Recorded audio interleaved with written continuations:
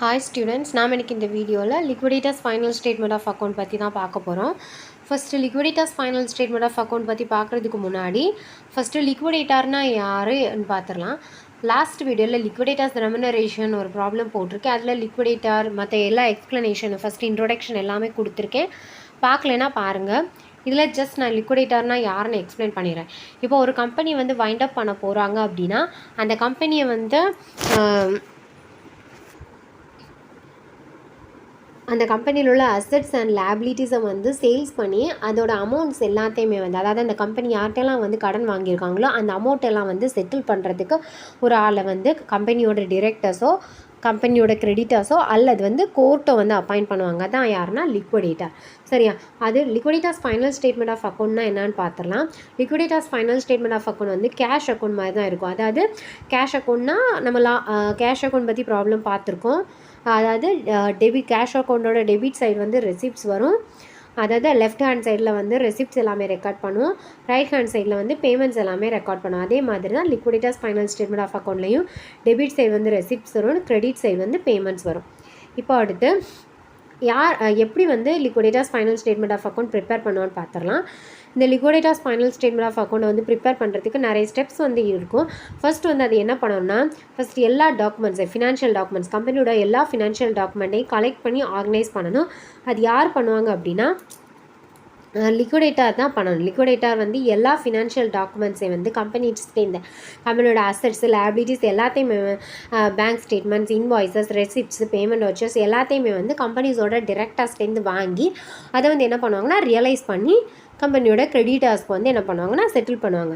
இப்படி தான் வந்து என்ன ப்ரிப்பேர் பண்ணுவாங்கன்னா லிக்விடேட்டர்ஸ் ஃபைனல் ஸ்டேட்மெண்ட் ஆஃப் அக்கௌண்ட் வந்து ப்ரிப்பேர் பண்ணுவாங்க. யார் வந்து ஸ்டேட்மெண்ட் ஆஃப் அஃபேர்ஸை வந்து ப்ரிப்பேர் பண்ணுவாங்க அப்படின்னு பார்த்துடலாம். ஸ்டேட்மெண்ட் ஆஃப் அஃபேர்ஸ் வந்து யார் ப்ரிப்பேர் பண்ணுவாங்க அப்படின்னா first what is statement of அஃபேர்ஸ்னு பார்த்துடலாம்.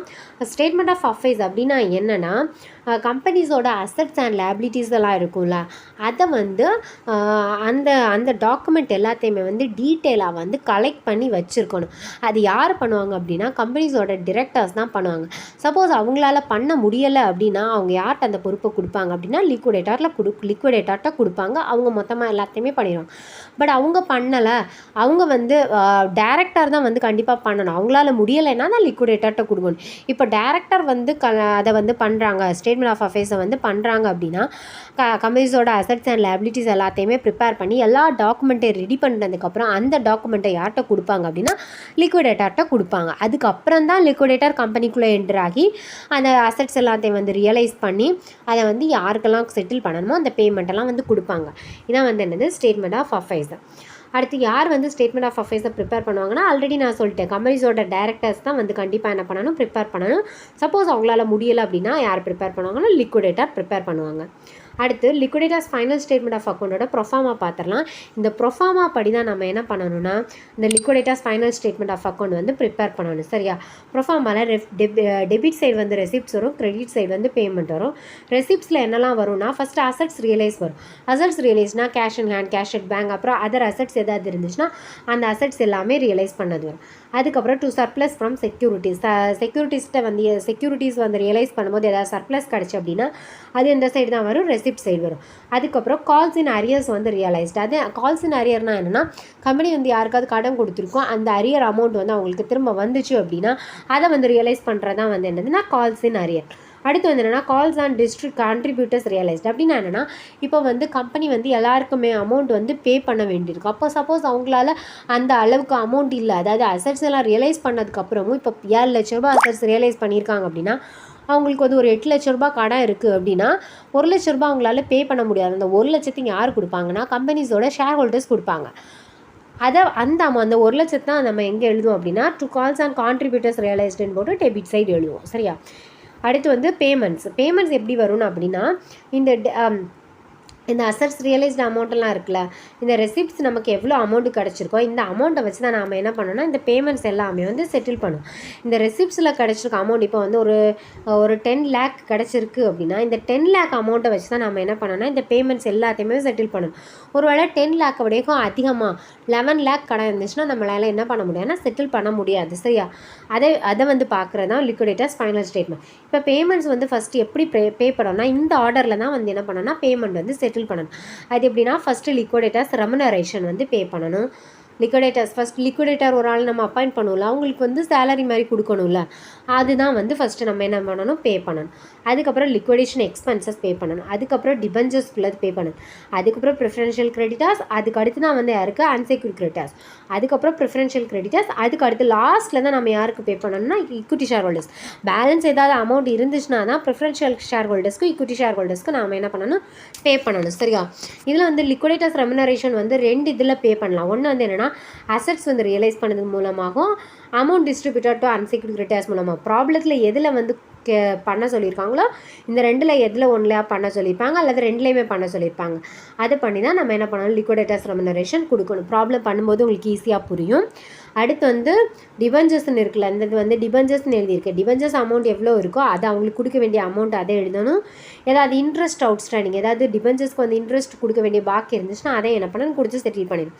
அடுத்து லாஸ்ட்டில் ப்ரிஃபரன்ஷியல் ஷேர் ஹோல்டர்ஸ் பாருங்கள், ஆக்சுவல் அமௌண்ட்னா அவங்க எவ்வளோ கம்பெனியில் வந்து இன்வெஸ்ட் பண்ணியிருக்காங்களோ அந்த அமௌண்ட்டே கொடுத்துட்டு அவங்களுக்கு ஏதாவது டிவிடெண்ட் அவுட்ஸ்டாண்டிங், டிவிடெண்ட் ஏதாவது கொடுக்க வேண்டிய பேலன்ஸ் இருந்துச்சுன்னா அதையும் கொடுக்கணும். சரியா?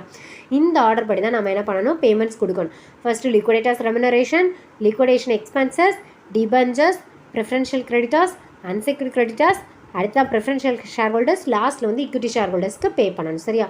இந்த அன்செக்யூர்ட் கிரெடிட்டர்ஸ்க்கு கொடுக்குறதுக்கு முன்னாடி நாம் என்ன பண்ணணும் அப்படின்னா, இந்த ப்ரிஃபரன்ஷியல் கிரெடிட்டர்ஸ் வரைக்கும் கொடுத்ததுக்கப்புறம் நம்ம இங்கே இருக்க அமௌண்ட் வந்து பேலன்ஸ் இருக்கான்னு பார்த்து தான் நம்ம என்ன பண்ணணும், அன்செக்யூர்ட் கிரெடிட்டர்ஸ் கொடுக்கணும். இப்போ சப்போஸ் நமக்கு இந்த ரெசிப்ட் சைடு வந்து ஒரு 10 lakh நமக்கு அமௌண்ட்டு ரியலைஸ் பண்ணி வச்சுருக்கோம் அப்படின்னு வச்சுக்கோங்க. இந்த ப்ரிஃபரன்ஷியல் கிரெடிட்டர்ஸ் வரைக்கும் நம்ம என்ன பண்ணியிருக்கோம், 9 lakh அமௌண்ட் கொடுத்துட்டோம். பேலன்ஸ் அப்போ நம்மக்கிட்ட எவ்வளோ தான் இருக்கும், 1 lakh தான் இருக்கும். பட் அன்செக்யூர்ட் கிரெடிட்டர்ஸ்க்கு ஒரு வேளை 2 lakh கொடுக்கணும்னு வச்சுக்கோங்க. நம்மக்கிட்ட ஆனால் எவ்வளோ தான் இருக்குது, 10 lakhலேருந்து 9 lakh வரைக்கும் நம்ம ப்ரிஃபரன்ஷியல் கிரெடிட்டர்ஸ் வரைக்கும் பே பண்ணிட்டோம். பேலன்ஸ் நம்மக்கிட்ட அப்போ எவ்வளோ தான் இருக்குது, 1 lakh தான் இருக்குது. பட் அன்செக்யூர்ட் கிரெடிட்டர்ஸ்க்கு எவ்வளோ கொடுக்க வேண்டியிருக்கு, 2 lakh. நம்மளால் இந்த 2 lakh கொடுக்க முடியாது. அப்போ நம்ம எவ்வளோ தான் கொடுக்கணும், பேலன்ஸ் அந்த இருக்க 1 lakh அமௌண்ட்டை தான் யாருக்கு கொடுக்கணும்னா அன்செக்யூர்ட் கிரெடிட்டர்ஸ்க்கு நம்ம கொடுக்கணும். இதுதான் ப்ராப்ளம். சரியா? மற்ற யாருக்குமே நம்ம அமௌண்ட்டு கொடுக்க முடியாது. நம்ம இது ப்ராப்ளம் வழியாக பார்த்துடலாம். இப்போ first XY Limited went into liquidation. Assets realized 7 lakh excluding amount realized by sale of securities held by secured creditors. Above the following was the position. Share capital 10,000 shares of ₹10 each, 1 lakh கொடுத்துருக்காங்க. Debenture having a floating charge on assets of company ₹5 lakh கொடுத்துருக்காங்க. liquidation expenses 10,000, preferential creditor 12,000, unsecured creditors 3 lakh, liquidators remuneration ஸ்ட்ரைட்டாகவே ப்ராப்ளத்தில் கொடுத்துட்டாங்க 15,000. So நாம் வந்து calculate பண்ண வேண்டாம், ஏன்னா டைரெக்டாகவே அவங்க ரெமுனரேஷன் அமௌண்ட் கொடுத்துட்டாங்க. அடுத்து செக்யூர்ட் கிரெடிட்டர்ஸ் 80,000 இருக்குது. அந்த செக்யூரிட்டிஸை வந்து ரியலைஸ் பண்ணி நமக்கு எவ்வளோ கிடச்சிருக்கு, 90,000. அப்போ 10,000 வந்து சர்ப்ளஸ், 80,000 தான் இருக்குது. ரியலைஸ் பண்ணி 90,000 கிடச்சிருக்கு. அப்போ நமக்கு சர்ப்ளஸ் எவ்வளவு, 10,000. Prepare liquidators final statement of account. அந்த ப்ரொஃபார்மாவில் என்ன இருக்கோ அதுபடி தான் நம்ம பண்ண போகிறோம். ஃபஸ்ட்டு வந்து நமக்கு ப்ரொஃபார்மாவில் ரெசிப்ட்ஸ் வரும், அடுத்த அமௌண்ட்டு, அடுத்து பேமெண்ட்ஸ், அடுத்த அமௌண்ட்டு. ரெசிப்ட் சைட் ஃபஸ்ட்டு என்ன வரும், அசட்ஸ் ரியலைஸ்டு வரும். ப்ராப்ளத்தில் அசட்ஸ் ரியலைஸ்டு எவ்வளோ கொடுத்துருக்காங்க, 7 lakhs கொடுத்துருக்காங்க. ஸோ 7 lakh எழுதியிருக்கேன். அடுத்து வந்து என்ன வரும், சர்ப்ளஸ் செக்யூரிட்டிஸ் ரியலைஸ்டு இருந்துச்சு இல்லையா, அந்த செக்யூரிட்டிஸ் ரியலைஸ்டுனா நமக்கு இங்கே இருக்குது பாருங்கள், லாஸ்ட்டில் செக்யூர்ட் கிரெடிட்டர்ஸ் எவ்வளவு, 80,000. ரியலைஸ் பண்ண அமௌண்ட் எவ்வளவு, 90,000. அப்போ 90,000லேருந்து 80,000 லெஸ் பண்ணும்போது பேலன்ஸ் சர்ப்ளஸ் எவ்வளோ இருக்குது, நமக்கு 10,000 இருக்குது. சரியா? ஸோ சர்ப்ளஸ்ன்னு எடுக்கணும். அடுத்து வந்து பேமெண்ட்ஸ் நம்ம ஃபஸ்ட்டு யாருக்கு பே பண்ணுவோம், லிக்விடேட்டர்ஸ் ரெமுனரேஷன். நம்ம இந்த ப்ராப்ளத்தில் கேல்குலேட் பண்ண வேண்டாம், ஏன்னா டேரெக்டாகவே லிக்விடேட்டர்ஸோட ரெமுனரேஷன் கொடுத்துட்டாங்க 15,000. ஸோ அதை நம்ம எழுதிட்டோம். அடுத்து வந்து லிக்விடேஷன் எக்ஸ்பென்சஸ் கொடுத்துருக்காங்க எவ்வளவு, 10,000. ஸோ அதை எழுதுவோம். அடுத்து யாருக்கு நம்ம கொடுக்கணும், ஃபஸ்ட்டு லிக்விடேட்டர்ஸ் ரெமுனரேஷன் கொடுக்கணும், அடுத்து லிக்விடேஷன் எக்ஸ்பென்சஸ் கொடுக்கணும், அடுத்து யாருக்கு கொடுக்கணும், ப்ரொஃபார்மா படி டிபெஞ்சர் ஹோல்டர்ஸ், அடுத்து ப்ரிஃபரன்ஷியல் கிரெடிட்டர்ஸ். அடுத்து ஃபஸ்ட் நம்ம யாருக்கு கொடுக்கணும், டிபெஞ்சர்ஸ் எவ்வளோ அமௌண்ட் இருக்குது, இங்கே 5 lakhs இருக்குது. ஸோ அதையும் கொடுத்துருவோம். ப்ரிஃபரன்ஷியல் கிரெடிட்டர்ஸ் எவ்வளோ இருக்குது, 12,000. ஸோ அதையும் கொடுத்துருவோம். இப்போது அன்செக்யூர்டு கிரெடிட்டர்ஸ்க்கு அடுத்து கொடுக்கணும். அன்செக்யூர்டு கிரெடிட்டர்ஸ்க்கு கொடுக்குறதுக்கு முன்னாடி நாம் என்ன பண்ணோன்னா, இருக்கிற அமௌண்ட், அதாவது இங்கே எவ்வளோ இருக்குது, ரெசிப்ட் சைடு 7,10,000 தான் இருக்குது. இந்த 7,10,000 நமக்கு இங்கே கொடுத்து பேலன்ஸ் எவ்வளோ அமௌண்ட் இருக்குதுன்னு பார்க்கணும். சரியா? இப்போ 7,10,000 தான் நம்மக்கிட்ட இருக்குது. இதில் யாருக்கெல்லாம் கொடுத்துருக்கோம், இவங்களுக்கு 15,000 கொடுத்துருக்கோம், இவங்களுக்கு 10,000 கொடுத்துருக்கோம், இவங்களுக்கு 5 lakh கொடுத்துருக்கோம், இவங்களுக்கு 12,000 கொடுத்துருக்கோம். இந்த 4 அமௌண்ட்டை நமக்கு ஆட் பண்ணோம் அப்படின்னா நமக்கு எவ்வளோ கிடைக்குது, 5,37,000 கிடைக்கும். சரியா? 5,37,000 கிடைக்கும். நம்ம ஆனால் எவ்வளோ அமௌண்ட் நம்ம கையில் இருக்குது, 7,10,000 இருக்குது. ஸோ 7,10,000லேருந்து இந்த 5,37,000 லெஸ் பண்ணோன்னா நமக்கு எவ்வளோ கிடைக்கும்? இந்த 1,73,000 கிடைக்கும். பட் அன்செக்யூர்டு கிரெடிட்டர்ஸ்க்கு நம்ம எவ்வளோ கொடுக்கணும்? 3 lakh கொடுக்கணும். ஆனால் 3 lakh நம்மக்கிட்ட இல்லை. எவ்வளோ தான் இருக்குது? 1,73,000 தான் இருக்குது. இந்த 1,73,000 யாருக்கு கொடுத்து நம்ம செட்டில் பண்ணணும்? அன்செக்யூர்டு கிரெடிட்டர்ஸ் கொடுத்து முடிச்சு விட்டுறணும். இதுக்கு மேலே நம்ம என்ன பண்ண முடியாது? அன்செக்யூர்டு கிரெடிட்டர்ஸ்க்கு கொடுக்க முடியாது. இதுக்கப்புறம் நம்மக்கிட்ட வேறு பேலன்ஸ் அமௌண்ட் இல்லை. ஸோ ஷேர் கேபிட்டல் வேறு எதுக்குமே நம்ம கொடுக்க முடியாது. இங்கே எதுவும் இல்லை. பட் ப்ராப்ளத்தில் இருந்தாலும் நம்ம என்ன பண்ண முடியாது? கொடுக்க முடியாது. இதோட முடிச்சிடணும். சரியா? இதான் வந்து liquidators final statement of account. அடுத்து இன்னொரு ப்ராப்ளம் பார்த்துடலாம். The following information relates to powerful company limited which has gone into voluntary liquidation. You are required to prepare liquidator's final statement of account. Liquidator is entitled to receive 2% commission on assets realized. அதாவது லிக்விடேட்டர்ஸோட remuneration எப்படி calculate பண்ணணுமா? 2% on assets realized. assets realized 2%. நான் already சொல்லியிருக்கேன், லிக்விடேட்டர்ஸ் remuneration 2 வழியில் நம்ம calculate பண்ணலாம். ஒன்று வந்து அசட்ஸ் ரியலைஸ்டு மூலமாக, இன்னொன்று வந்து அமௌண்ட் டிஸ்ட்ரிபியூட்டட் அன்செக்யூர்டு கிரெடிட்டர்ஸ் மூலமாக. இந்த ரெண்டில் எதில் வேணாலும் ப்ராப்ளத்தில் கொடுத்துருக்கலாம், ரெண்டையுமே கொடுத்துருக்கலாம். ரெண்டில் ஏதாவது ஒன்று கொடுக்கலாம், அல்லது ரெண்டையுமே கொடுக்கலாம். இந்த ப்ராப்ளத்தில் என்ன பண்ணியிருக்காங்கன்னா ஒன்று தான் கொடுத்துருக்காங்க. அசட்ஸ் ரியலைஸ்டில் பண்ண சொல்லியிருக்காங்க. லிக்விடேட்டர்ஸ் ரெமுனரேஷன் கால்குலேட் பண்ண சொல்லியிருக்காங்க. அடுத்து share capital 10,000 equity shares of ₹10 each எவ்வளோ? 1 lakh வருது. அடுத்து அன்செக்யூர்டு கிரெடிட்டர்ஸ்க்கு எவ்வளோ கொடுக்கணும்? 25,000. Creditors secured by mortgage on building எவ்வளோ? ₹20,000. Preferential creditor 2,000. Debentures 5% debentures having floating charge on all assets 40,000. The liquidator realised the assets as follows. என்ன assets எல்லாம் realise பண்ணியிருக்காங்க? Building வந்து 35,000. Buildings 35,000. Furniture 4,000. Plant and machinery 19,000. Investment 12,000. இவ்வளோ amount, இவ்வளோ வந்து assets வந்து realise பண்ணியிருக்காங்க. அடுத்து காஸ்ட் ஆஃப் லிக்விடேஷன்னா லிக்விடேஷன் எக்ஸ்பென்சஸ். அதான் வந்து என்னது? காஸ்ட் ஆஃப் லிக்விடேஷன் எவ்வளோ கொடுத்துருக்காங்க? 1,000. இப்போ ப்ராப்ளம் எப்படி பண்ணுறதுன்னு பார்த்துடலாம். ஃபர்ஸ்ட் நம்ம என்ன கால்குலேட் பண்ணோம்னா லிக்விடேட்டர்ஸோட ரெமுனரேஷன் கால்குலேட் பண்ணணும். அது எதில் கால்குலேட் பண்ண சொல்லியிருக்காங்க? அசட்ஸ் ரியலைஸ்டில் கால்குலேட் பண்ண சொல்லியிருக்காங்க. அசட்ஸ் ரியலைஸ்டு இங்கே எதெல்லாம் கொடுத்துருக்காங்க? Buildings building, furniture, plant and machinery, investment. இந்த 4 கூட்டினா நமக்கு எவ்வளோ கிடைக்குது? 70,000 கிடைக்குது. இந்த 70,000 அதாவது இவ்வளோ அமௌண்ட்டை ரியலைஸ் பண்ணும்போது எவ்வளோ கிடைக்குதுன்னா 70,000 கிடைக்குது. இந்த 70,000ல் எவ்வளோ பர்சன்டேஜ் கால்குலேட் பண்ணணும்? 2%ன்னு சொல்லியிருக்காங்க. ஸோ நம்ம என்ன பண்ண போகிறோம்? 2% கால்குலேட் பண்ணோம். 70,000ல் 2% கால்குலேட் பண்ணிங்கன்னா உங்களுக்கு எவ்வளோ கிடைக்கும்? 1,400 கிடைக்குது. தான் வந்து என்னது? லிக்விடேட்டர்ஸோட remuneration. So right side by liquidators remuneration எங்கே வரும்? ஃபர்ஸ்ட் நம்ம எதை தான் எழுதுவோம்? பை லிக்விடேட்டர்ஸ் ரெமுனரேஷன் 1,400ன்னு எழுதணும்.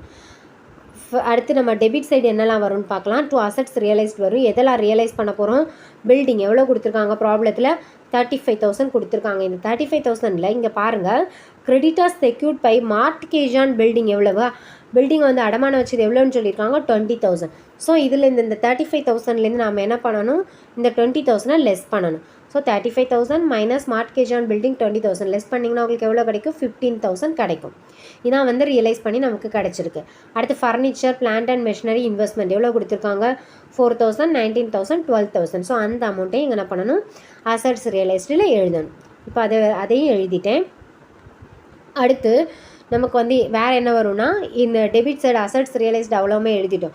வேறு டெபிட் சைடு செக்யூரிட்டிஸ் ரியலைஸ்டோ வேறு எதுவுமே கால் செனாரியோஸோ எதுவுமே கொடுக்கல. ஸோ நம்ம ஸ்ட்ரைட்டாக என்ன பண்ணலாம்? கிரெடிட் சைட் போயிடலாம். கிரெடிட் சைடில் ஃபஸ்ட்டு என்ன எழுதியிருக்கோம்? லிக்விடேட்டர்ஸ் ரெமுனரேஷன் எழுதியிருக்கோம். அடுத்து என்ன வரும்? லிக்விடேஷன் எக்ஸ்பென்சஸ் வரும். லிக்விடேஷன் எக்ஸ்பென்சஸ் வந்து ப்ராப்ளத்துலேயே ஸ்ட்ரைட்டாக அமௌண்ட் கொடுத்துருக்காங்க. லிக்விடேஷன் எக்ஸ்பென்சஸ் கொடுத்துருக்காங்க. எவ்வளோ கொடுத்துருக்காங்கன்னா 1,000 கொடுத்துருக்காங்க. ஸோ அந்த 1,000 அமௌண்ட்டை நம்ம என்ன பண்ண போகிறோம்? கிரெடிட் சைடில் எழுதுகிறோம். By liquidation expenses 1,000. அடுத்து வந்து என்னென்னா டிபெஞ்சருக்கு செட்டில் பண்ணணும். டிபெஞ்சர் எவ்வளோ கொடுத்துருக்காங்க? 40,000. ஸோ நம்ம என்ன பண்ணுறோம்? 40,000 டிபெஞ்சர் ஹோல்டர்ஸ் கொடுக்குறோம். டிபெஞ்சர் கொடுத்ததுக்கப்புறம் யாருக்கு கொடுக்கணும்? ப்ரிஃபரன்ஷியல் கிரெடிட்டர்ஸ் கொடுக்கணும். அது எவ்வளோ அமௌண்ட் இருக்குது? 2,000. ஸோ அந்த 2,000 என்ன பண்ணுங்கள்? செட்டில் பண்ணுங்கள். 2,000. அடுத்து வந்து யாருக்கு லாஸ்ட்டாக கொடுக்கணும்? அன்செக்யூர்டு கிரெடிட்டர்ஸ் கொடுக்கணும். அன்செக்யூர்டு கிரெடிட்டர்ஸ் கொடுக்குறதுக்கு முன்னாடி நான் ஆல்ரெடி சொல்லியிருக்கேன், இந்த ரெசிப்ட் சைடு எவ்வளோ அமௌண்ட் இருக்குது? 50,000 இருக்குது. ஸோ இதில் நம்ம எவ்வளோ அமௌண்ட் இங்கே செட்டில் பண்ணியிருக்கோன்னு பாருங்கள். இங்கே வந்து 40, 41, 43, 44,400 அப்படி தானே? 44,400 வருது. ஸோ 50,000லேருந்து 44,400 லெஸ் பண்ணிங்கன்னா பேலன்ஸ் எவ்வளோ அமௌண்ட் வரும்? 5,600. பட் நம்ம அன்செக்யூர்டு கிரெடிட்டர்ஸ்க்கு எவ்வளோ கொடுக்கணும்? அன்செக்யூர்டு கிரெடிட்டர்ஸுக்கு நம்ம 25,000 கொடுக்கணும். பட் நம்மளால் என்ன பண்ண முடியாது, 25,000 கொடுக்க முடியாது. ஏன்னா நம்மக்கிட்ட பேலன்ஸ் அமௌண்ட் எவ்வளோ தான் இருக்குது, 5,600 தான் இருக்குது. ஸோ இந்த 5,600 அமௌண்ட்டை தான் நம்ம யாருக்கு கொடுக்குறோம், அன்செக்யூர்ட் கிரெடிட்டர்ஸ் கொடுத்து செட்டில் பண்ணுறோம். இதான் வந்து liquidators final statement of account. இந்த ப்ராப்ளத்தில் வந்து இந்த டெபிட் சைட் டோட்டல் பண்ணிங்கன்னா 50,000, அதே மாதிரி கிரெடிட் சைட் டோட்டல் பண்ணிங்கன்னா 50,000 கிடைக்கும். இந்த ப்ராப்ளத்தில் உங்களுக்கு ஏதாவது டவுட் இருந்துச்சுன்னா கமெண்ட்டில் என்கிட்ட கேளுங்க, நான் உங்களுக்கு எக்ஸ்பிளைன் பண்ணுறேன். இந்த வீடியோ உங்களுக்கு பிடிச்சிருந்துச்சுன்னா லைக் பண்ணுங்கள், உங்கள் ஃப்ரெண்ட்ஸுக்கு ஷேர் பண்ணுங்கள், நம்ம சேனலை சப்ஸ்கிரைப் பண்ணுங்கள். தேங்க்யூ.